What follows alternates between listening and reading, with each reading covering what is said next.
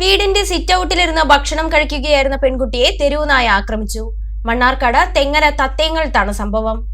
തെങ്കര തത്തേങ്ങലം കൽക്കട്ടിയിൽ വാടകയ്ക്ക് താമസിക്കുന്ന പാലയ്ക്കപ്പറമ്പിൽ അബ്ദുൾ സലാമിന്റെ മകൾ 15-കാരിയായ നിരയ്ക്കാണ് തെരുവുനായയുടെ ആക്രമണത്തിൽ പരിക്കേറ്റത്. ഇടതുകൈയിൽ ആഴത്തിൽ മുറിവേറ്റ പെൺകുട്ടി മണ്ണാർക്കാട് താലൂക്ക് ആശുപത്രിയിൽ ചികിത്സ തേടി. പ്രദേശത്ത് തെരുവുനായ ശല്യം രൂക്ഷമാണെന്ന് പഞ്ചായത്ത് അംഗം ബിനീഷ് പറഞ്ഞു. തെങ്കര ഗ്രാമപഞ്ചായത്തിലെ തത്തേങ്ങലം 1-ാം വാർഡിൽ കൽക്കടി പ്രദേശത്ത് നിത എന്ന് പറയുന്ന ഒരു 8-ാം ക്ലാസ്സുകാരിയെ തെരുവുനായ ഇന്ന് രാവിലെ 8 മണിക്ക് അവരുടെ വീട്ടിൽ സ്കൂളിൽ പോകുന്നതിന് വേണ്ടി റെഡിയായിരിക്കുന്ന ഭക്ഷണം കഴിക്കുന്ന സമയത്ത് സിറ്റ് ഔട്ടിലേക്ക് ഓടി വന്ന് ആക്രമിക്കുന്ന സ്ഥിതിയുണ്ടായി.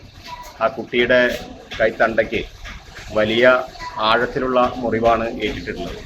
തെരുവുനായ ശല്യം അതിരൂക്ഷമായ പഞ്ചായത്തിലാകെ ഇതിൻ്റെ പ്രശ്നങ്ങളുണ്ട്.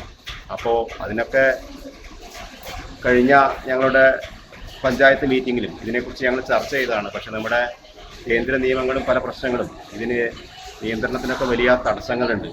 എന്നിരുന്നാലും നമ്മുടെ ബഹുമാനപ്പെട്ട ഹൈക്കോടതി സുപ്രീം കോടതിയൊക്കെ ഇതിലെ പറഞ്ഞ പരാമർശങ്ങളൊക്കെ വെച്ച് നോക്കുമ്പോൾ ഇതിനെന്തെങ്കിലും ഒരു പ്രതിവിധി കാണുകയല്ലാതെ വേറെ രക്ഷയില്ല.